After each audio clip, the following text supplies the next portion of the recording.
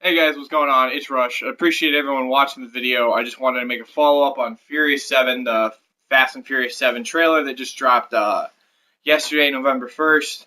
I thought it was a little bit of overhyped because you got all the main cast, Ludacris, Tyrese, Jordana Brewster, Michelle Rodriguez, and of course Vin Diesel promoting it, weeks in advance that the trailer was coming out.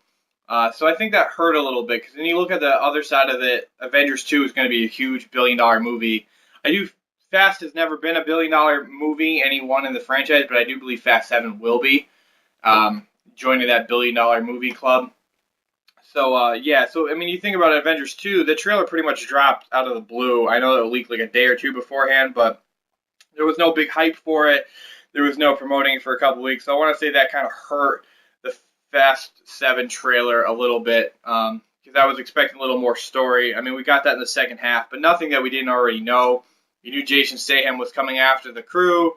You knew he was going to be in it. You knew that from the end of the sixth one and all that stuff. So it's kind of looking maybe a little more insight into the other new characters that are coming in because they have a new female in the group. I'm pretty sure her goal, their plan with that was to kind of get a replacement for Gal Gadot, who they killed off in the last one, who's now going to be Wonder Woman and whatnot. So we'll see, what's going on with that. And Kurt Russell has a brief line or two in the trailer. Kind of want to know a lot more about his character. They didn't show Ronda Rousey in the trailer. She's in the movie as well. So there's a lot of X factors on the new characters that they haven't really shown. So I was kind of hoping to see a little more on that, but no go. They did show a pretty cool action scene where they're jumping out of the planes with the plane with their cars and stuff like that, pursuing one of the military buses of probably Jason Statham's guys. So that was cool, especially with Fast 6 in the tank. It's a good way to try to up it. And I do like the backdrop of the forest in California, redwoods and stuff like that. That's, at least that's where I think they are in the shot. So it's cool that they are switching up the locations. I always do appreciate that, and that they're kind of upping the ante. At least we can see from the trailer.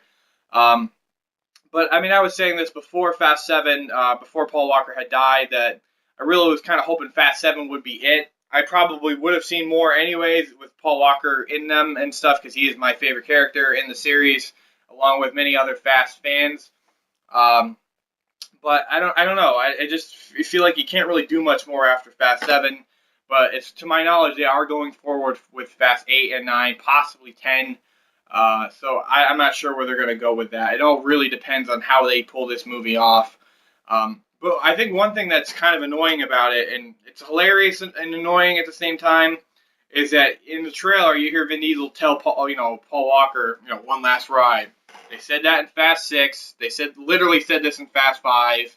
So it's kind of funny in that sense that with the last now 3 movies in a row that they're saying this, that last ride, this is our last job, this and that. So that I think it's almost become a recurring running joke now, is the fact that they're trying to get out, but there's always something that comes back.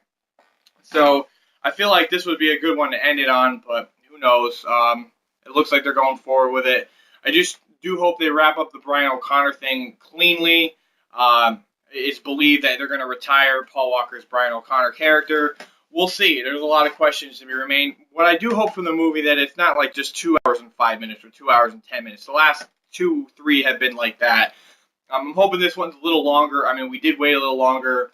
This is the last movie with Paul Walker, so I don't want it to be the typical 2 hours, 5 minutes. I'm not saying I want a 3-hour movie. I'm saying like a 220 to 230 would be really good.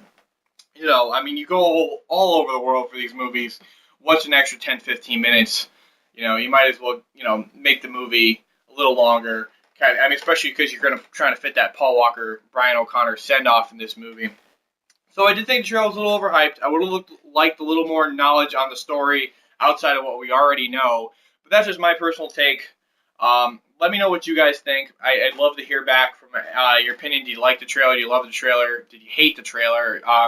Where do you think the franchise goes from here? Let me know what you think. Hit me up. Follow me on Twitter.